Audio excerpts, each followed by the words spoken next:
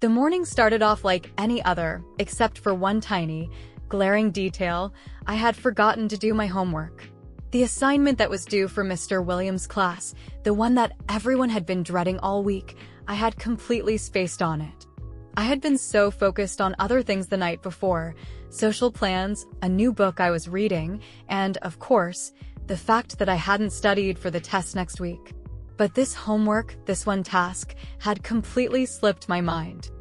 I felt a knot forming in my stomach as I walked into school. The halls were buzzing with the usual chatter and laughter, but it felt like I was moving through them in slow motion. Every step I took felt heavier, like I was walking through quicksand, and the closer I got to Mr. Williams' classroom, the more that knot in my stomach grew. Mr. Williams was one of those teachers who was intense. He didn't like me, and I didn't like him much either. There was always this unspoken tension between us.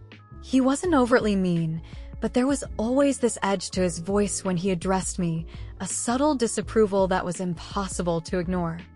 I don't know if it was the way I acted or if he just had it out for me, but I always felt like he was waiting for me to slip up. Today was bound to be one of those days. I could already feel it. As the bell rang, I walked into the classroom, trying to keep my head down and avoid drawing attention to myself.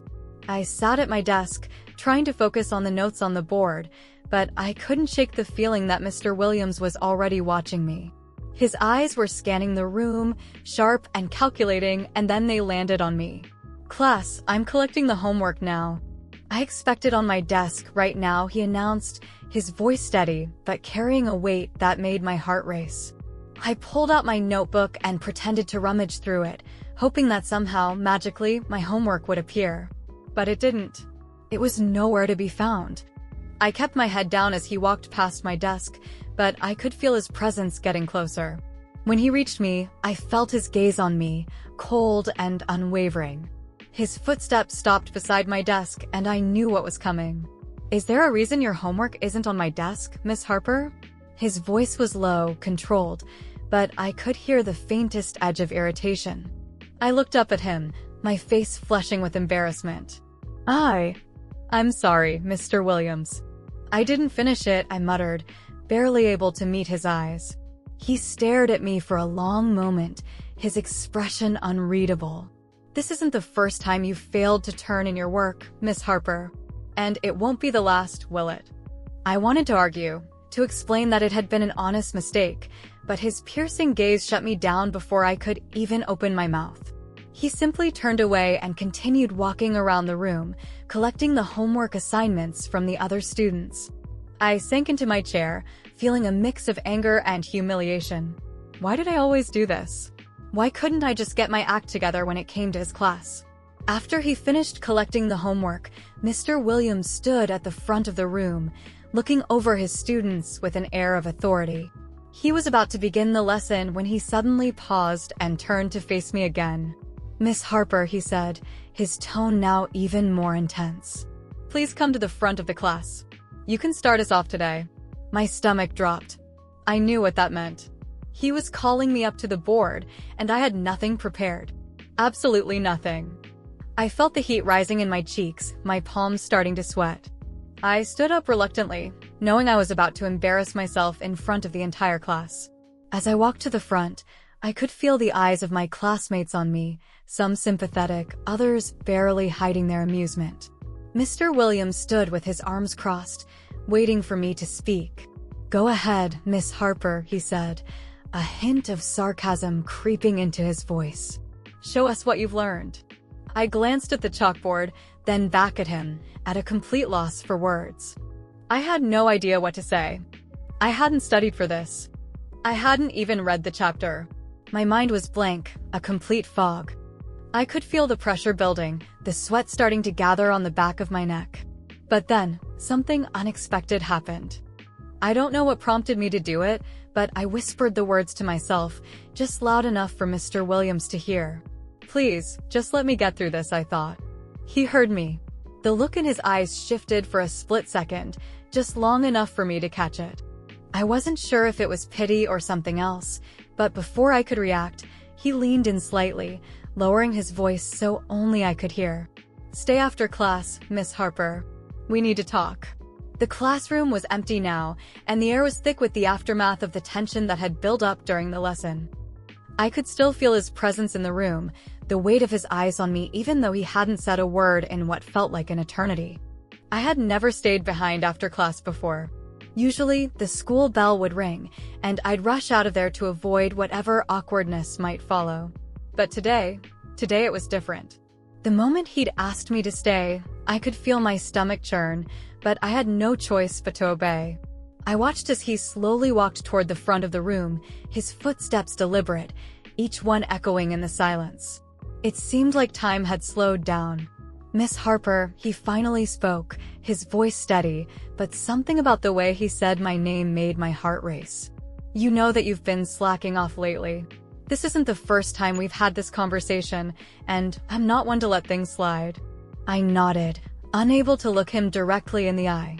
I knew I deserved his disappointment, but hearing it from him, his quiet yet powerful disapproval, was far more intense than I'd anticipated. There was a hint of frustration in his tone, but also a strange concern. It left me confused, unsure of where I stood in his eyes. "You've got potential, Miss Harper. You're not a bad student, but you're wasting it," he continued, his gaze now fixed on me. "And I'm not going to keep letting that happen. You understand?" I nodded again, this time more firmly. I did understand. But it wasn't just my academic performance that had been lacking. My entire focus had been off lately. Something about him, the way he spoke, the way he carried himself, had always drawn me in, even though I knew I shouldn't be thinking that way. "Come up here," he said suddenly, his voice breaking my thoughts. I stood up slowly and walked to the front of the room, my legs trembling slightly. I stood before him, trying to keep my posture confident, but I could feel the tension between us, like a magnet pulling me closer. There was something in the air now that I couldn't quite explain, something heavier than the normal teacher-student dynamic. "I want you to think about what you're doing and why you're doing it. I'm not here to punish you, but to help you understand the importance of taking responsibility for your actions," he said, his voice softer now. "And for that to happen, we need to talk, really talk." I swallowed hard, unsure of what he meant. My heart raced as I met his gaze, and for the first time, I noticed how close he was. His presence seemed to envelop me, and I felt my body tense involuntarily. But it wasn't just fear, it was something else, something deeper that I couldn't quite place. He stepped slightly closer, his eyes never leaving mine. "Do you think you can do that? Take responsibility? Or do you want me to just let you get away with it again?" The words were gentle, but they carried a weight that made my breath catch in my throat. I wanted to say something, to apologize, to promise that I'd do better. But the way he was looking at me, the way he was standing so close, made it hard to focus. There was a tension in the air, a quiet but undeniable pull between us. I want to do better," I whispered, my voice shaking slightly. It wasn't just about the homework anymore. It was about more than that, something unspoken, something I didn't know how to handle. He seemed to consider this for a moment, then nodded. "Good. That's what I want to hear." He paused, his gaze softening ever so slightly. "But you've got to stop running from your responsibilities. That includes facing the consequences head-on, no matter how uncomfortable it may feel." I felt the intensity of his words, the subtle weight of his expectations pressing down on me. It wasn't just the assignment anymore. It was everything. His proximity, the way his voice had softened, the way he was looking at me, it all felt charged in a way I wasn't prepared for. I had to resist the temptation to step closer, to feel the warmth of his presence even more. But I didn't. I kept myself still, trying to hold on to whatever semblance of control I had left. "Stay after class for a while," he said after a moment, his voice low and almost too soft for me to hear. "I need to be sure you understand exactly what I'm saying." I nodded, my hands clenching at my sides as I fought to steady my breathing. The room felt smaller now, the silence between us thick and heavy. There was something more to this moment, something that went beyond just the homework or my grades. Something I hadn't expected, and yet, here it was, hanging between us. He turned to gather some papers from his desk, and I was left standing there, trying to collect my thoughts. I wanted to escape, to leave before whatever was happening between us went any further. But I didn't. I stayed. I stayed because, for reasons I couldn't explain, I didn't want to leave him alone in this room. His voice broke through my thoughts once more. "Come here for a second." I walked toward him, my legs feeling unsteady.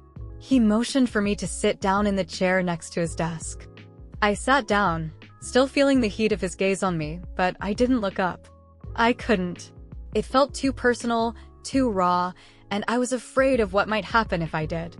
"Look at me, Miss Harper," he said softly, his voice still carrying that weight of authority. But this time, there was something else there, something almost inviting.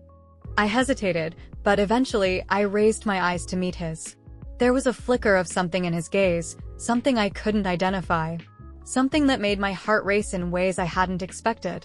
He cleared his throat and stood up. "You need to be careful. You can't keep pushing people away and expecting things to get better. You need to stop hiding from what's in front of you." The way he spoke was almost too intimate, like he was speaking to me, not just as a student, but as someone who understood the complexities of my feelings, my fear, my confusion. And I couldn't deny the way his words made me feel, like something inside me had shifted. "Do you understand?" he asked again, his voice steady, but this time it wasn't the teacher's authority I was hearing, it was something else. It was a connection, something I couldn't explain, but I could feel it deep within me. I nodded, my throat tight, the words stuck. But I understood. I understood more than I cared to admit.